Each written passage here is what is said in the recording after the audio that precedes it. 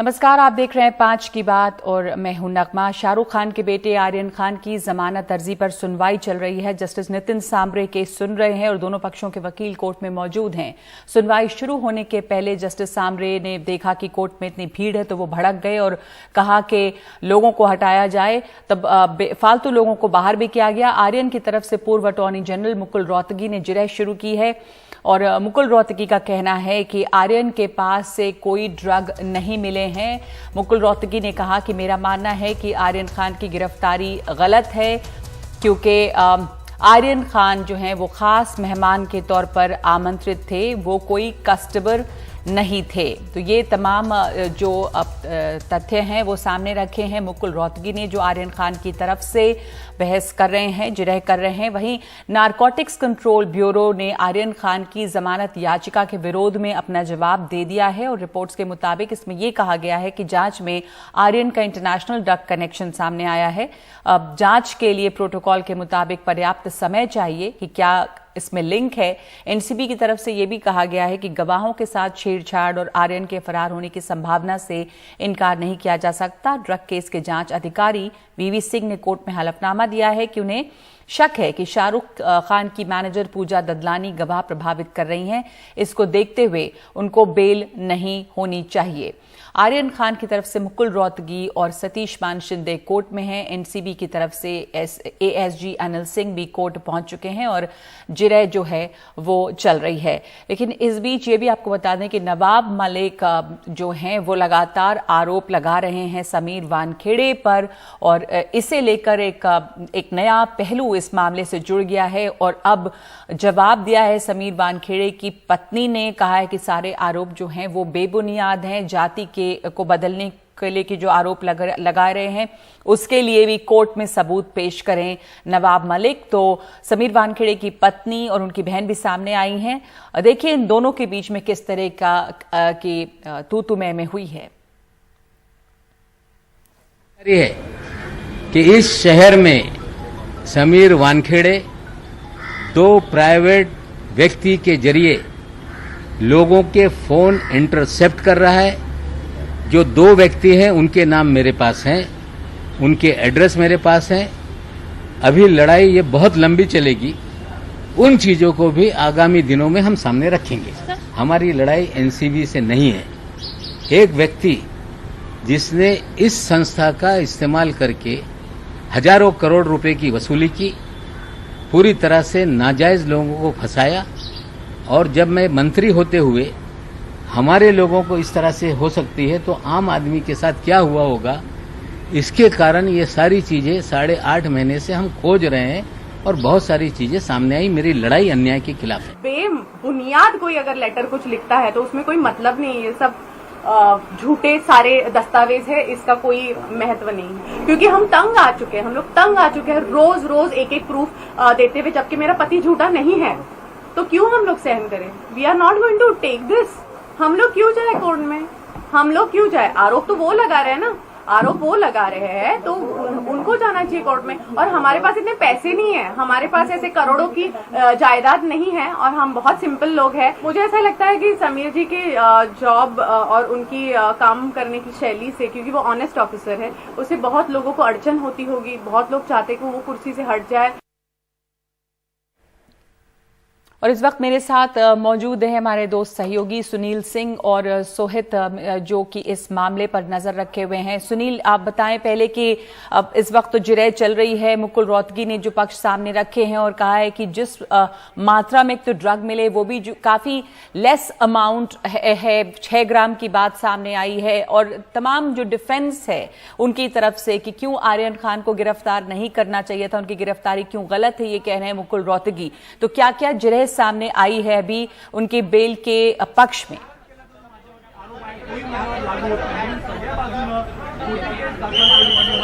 नगमा, अभी मुकुल रोहतगी जो पूर्व अटॉर्नी जनरल हैं वो आर्यन खान की तरफ से जिरह कर रहे हैं और उनका जो जिरह का लबोलुआब वो ये है कि जो आर्यन खान है उसके पास से कोई भी ड्रग्स नहीं मिला था और सेवन भी नहीं मिला था। तो केस जो बनाया गया है उसमें उसके बावजूद कॉन्स्पिरेसी से जोड़ा गया है, जो 29 लगाई गई है वो गलत है। अमूमन तो आर्यन खान की गिरफ्तारी ही गलत है, उनका कहना है। और इस पूरे मामले में सिर्फ और सिर्फ वो किसी को जानता है तो अरबाज मर्चेंट को जानता है, जो कि आरोपी नंबर 2 है।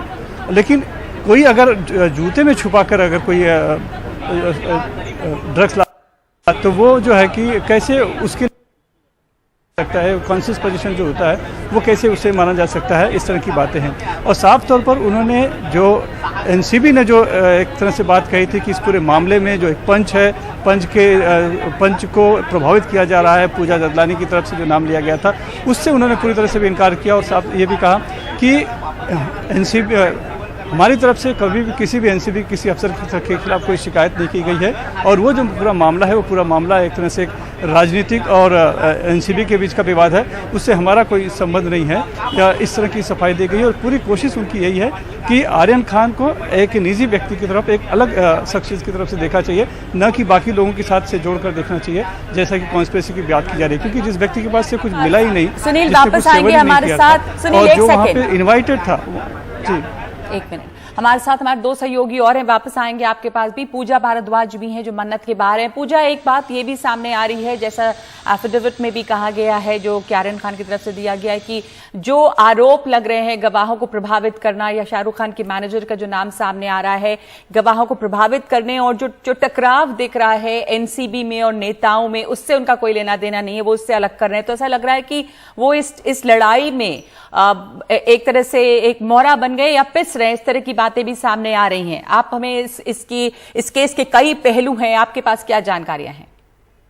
और ये बात एक तरीके से आप बहुत दिलचस्प तरीके से समझ सकती हैं, क्योंकि ये एनसीबी के पक्ष में जाती हुई बात नजर आ रही है। जिस तरीके से प्रभाकर साइन ने कहा था कि पूजा ददलानी की मुलाकात हुई थी गोसावी के साथ और वहां पर कुछ लेन देन की बात हो रही थी, ये तो वो अपने पक्ष में अपनी बात रख रहे थे। लेकिन ये एफिडेविट को आधार बनाया गया है एनसीबी के द्वारा कोर्ट में, जो कि एनसीबी के पक्ष में जाता दिख रहा है। एनसीबी का कहना है कि क्योंकि पूजा ददलानी प्रभावित करती हुई नजर आ रही है, जो कि विटनेस है उनको, जो पंच है उनको, तो इसलिए बेल किसी भी हाल में नहीं मिलना चाहिए। ये बात उनके पक्ष में जाता हुआ दिखा है। दूसरा ये कि जो प्रभाकर साइड से कनेक्शन है वो आर्यन खान की टीम ने सीधे से इनकार कर दिया है कि जो भी एलिगेशन, काउंटर एलिगेशन हो रहा है उस पर हमारा कुछ नहीं कहना है, क्योंकि हम इनको नहीं जानते हैं। तो अगर उन्होंने पल्ला झाड़ा है तो आप देखें जो एलिगेशन लगाया जा रहा था एनसीबी के पूरी जांच पे, वो कहीं ना कहीं एनसीबी के पक्ष में उनके एफिडेविट में हाई कोर्ट में पेश किया गया है। यहाँ पे अगर आपको हम मन्नत की तस्वीर दिखा दें, जिस तरह से लोग यहाँ पर इकट्ठा हैं, मेरे कैमरामैन संजय मंडल आपको दिखाएंगे यहाँ पर, तो इस तरह का जो जमावड़ा है मन्नत के बाहर अक्सर नजर आता है। क्योंकि अगर आप मुंबई में टूरिस्ट स्पॉट अगर देखें तो उनमें से एक शाहरुख खान का ये बंगला भी है जहाँ पर लोग इकट्ठा होते रहते हैं। इनमें से कई ऐसे हैं जिनको ये भी जानकारी नहीं है कि आर्यन खान का कुछ ऐसा मामला चल रहा है, क्योंकि ये शाहरुख खान के बंगले के बाहर आए। तो फिलहाल यहाँ पर जो चहल पहल है वो हर दिन हमको इस तरह की नजर आती है। लेकिन हाँ, जो कोर्ट केस चल रहा है और जो हर अपडेट कोर्ट से हमको सामने आ रही है, इनके बारे में इनको फिलहाल जानकारी नहीं है। इनसे कुछ देर पहले हमने बात की है। लेकिन हाँ, जो ये पूरा मामला है पूजा ददलानी पर आज जिस तरीके से आया है कि वो इसमें शामिल दिख रही हैं, जहां वो प्रभावित कर रही हैं गवाहों को, तो ऐसे में अगर बेल मिल जाती है आर्यन खान को तो हो सकता है कि वो जो बाकी गवाह हैं उनको और ज्यादा प्रभावित किया जा सकता है। तो ये कहीं ना कहीं एनसीबी के पक्ष में जाता हुआ दिख रहा है। और आज जिस तरह से एनसीबी का एफिडेविट सामने आया है उसमें कहीं ना कहीं उनके बेल को रोकने के लिए ये एक अहम बात हो सकती है कि पूजा ददलानी पर बात कहीं ना कहीं आकर टिकी है कि प्रभावित कर सकती है। और अगर आर्यन खान बाहर आते हैं तो उससे ज्यादा मामला और बिगड़ सकता है। जी अब बिल्कुल मामला उलझ सकता है। बहुत तरह के पहलू हैं इस मामले के। और सोहिद, ये जो एक टकराव दिख रहा है, नवाब मलिक ने एक पर एक आरोप लगा रहे हैं और दावे के साथ कह रहे हैं, तमाम उनके जो आरोप हैं वो अपनी बात पर डटे हुए हैं समीर वानखेड़े को लेकर। अब समीर वानखेड़े का परिवार सामने आया है, उनकी पत्नी, उनकी बहन और उनकी जाति को लेकर जो अब एक मामला उलझ गया है। वो कह रहे हैं कोर्ट के सामने सबूत पेश करें। तो ये जो मामला है वो आर्यन खान और ड्रग तक सीमित नहीं रहकर इन नेताओं और अफसरों का टकराव, नवाब मलिक की अपनी परेशानी एनसीबी के साथ, इन तमाम चीजों को भी सामने ला रहा है। जी बिल्कुल, देखिए कभी कभी इस पूरे मामले की अगर बात करें तो इसमें कहानी से बड़ा किरदार बन चुका है और जो किरदार इसमें मौजूद हैं वो कहीं ना कहीं इस पूरे मामले में अब उन पर ये पूरा आरोप चल रहा है।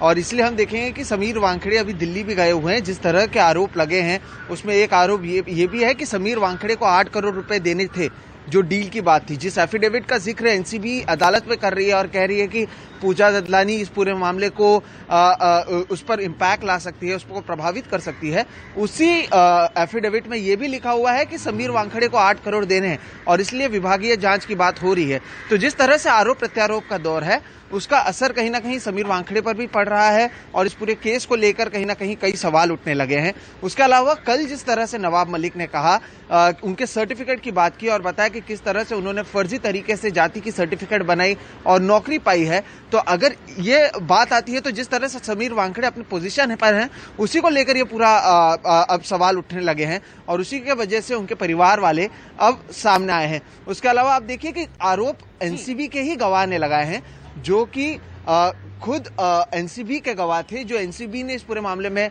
उनको गवाह बनाया था, उन्होंने ही एनसीबी के अधिकारी पर गवाह जो है आरोप लगाए हैं। कल वो पुलिस के पास भी गए, पुलिस से उनको सुरक्षा भी मिली है।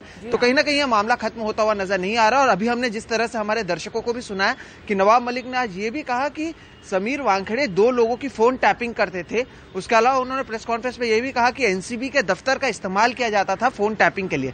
तो इससे कोशिश दरअसल नवाब मलिक की यह है कि जो पूरी ऑपरेशन होती है एनसीबी की उस पर सवाल उठाया जाए, क्योंकि एक जो गवाह है वो बीजेपी का कार्यकर्ता निकलता है, एक जो गवाह है वो लाखों रुपए की धोखाधड़ी में फरार है, अब कहा जा रहा है कि वो लखनऊ में जाकर सरेंडर करने वाला है, एक जो गवाह है वो खुद एनसीबी के अधिकारियों पर ही सवाल उठा रहा है, पैसों के लेन देन की बात कर रहा है। तो जिस तरह से चीजें सामने आ रही हैं तो एनसीबी के ऑपरेशन पर सवाल उठ रहे हैं और ये जो आरोप प्रत्यारोप है उसके बीच में समीर वानखेड़े कहीं ना कहीं उन पर सवाल उठ रहे हैं और इसलिए दिल्ली में भी कहा गया कि उनके ऊपर विभागीय जांच की जाएगी। फिलहाल अब तक तो आज वो 1.5 घंटे तक एनसीबी के दफ्तर में थे दिल्ली में। कोई जांच उन पर या उनसे पूछताछ हुई ऐसी कोई जानकारी तो नहीं है, लेकिन वो अभी दिल्ली में कुछ दिन और रहने वाले हैं, ऐसी जानकारी जरूर है। जी, तो एक मामला ये ड्रग और आर्यन खान का था, लेकिन इसके कई पहलू हैं और मामला पूरा उलझा हुआ है। अभी काफी तरह की चीजें सामने आ रही हैं। बहुत धन्यवाद आपका, आप तीनों का हमारे साथ जुड़ने के लिए, इस मामले के अलग अलग पहलुओं पर बात करने के लिए। इस वक्त हम एक ब्रेक ले रहे हैं, लेकिन इस खबर पे हम बने रहेंगे। आर्यन खान की बेल याचिका पे सुनवाई इस समय जारी है। शाहरुख खान के बेटे आर्यन खान के मामले में जमानत की याचिका पर कोर्ट में जिरह चल रही है और मुकुल रोहतगी इस समय बाद जिरह कर रहे हैं इनकी तरफ से, आर्यन खान की तरफ से। जैसे महाराष्ट्र सरकार के मंत्री नवाब मलिक के लगातार हमलों के बाद आज समीर वानखेड़े की पत्नी और बहन मीडिया के सामने आए और सभी आरोपों को झूठा बताया है। सुनाते हैं आपको क्या कहा है इन्होंने। हमें जान का खतरा है और मुझे, मेरे बच्चों को, मेरे परिवार को डराया धमकाया जा रहा है। रोज कोई ना कोई मतलब हमेशा ऐसा डर लगा रहता है कि कोई अभी सस्पिशियस व्यक्ति भी हमको दिखता है, तो कोई हमें देखता भी है तो ऐसा लग रहा है कि ये ऐसा बार बार क्यों देख रहा है, जो भी है। तो डेफिनेटली हमें ट्रोल्स आते हैं, सारे फेक अकाउंट से आते हैं और हमें धमकियां दी जाती है कि आपको लटकाया जाएगा, आपको जलाया जाएगा, अब देखिए हम आपकी कैसे परेड कराते हैं, हम आपको पब्लिक में जला देंगे। तो आई थिंक ये सारे स्क्रीनशॉट्स हमने लिए हुए हैं और ये सारी चीजें हम लोग ट्रैक कर सकते हैं, I am sure, through cyber cell की ये कहां से मैसेजेस आ रहे हैं। मुझे भी लगता है 4-8 प्रेस कॉन्फ्रेंस लेना शुरू कर देना चाहिए हर रोज और कोई झूठा एविडेंसेस निकाल के मुझे भी लगता है कि पेश करना चाहिए। शायद जब तक media justice trial, I think it's a media trial, तो ये जब तक नहीं होता है तो मुझे नहीं लगता है कि कुछ जैसे आप लोग मुझे क्रॉस क्वेश्चन कर रहे हैं, फिर मैं भी ऐसे ही वाहियात और घटिया सवालों पे आपसे क्रॉस क्वेश्चन करूंगी। 3 अक्टूबर को लखीमपुर में किसानों को गाड़ी कुचलने और हिंसा मामले में आज सुप्रीम कोर्ट में सुनवाई हुई। सुनवाई के दौरान उत्तर प्रदेश सरकार ने सुप्रीम कोर्ट को यह बताया कि 30 गवाहों के बयान दर्ज किए गए हैं, जिसमें से 23 चश्मदीद हैं और गवाहों को सुरक्षा दी जा रही है। इस पर सुप्रीम कोर्ट ने पूछा कि क्या इतनी भीड़ में आपको सिर्फ 23 चश्मदीद ही मिले और आदेश दिया कि इस मामले में और चश्मदीदों की तलाश करें। साथ ही दूसरी एफआईआर पर स्टेटस रिपोर्ट मांगी है और अगली सुनवाई 8 नवंबर को होगी।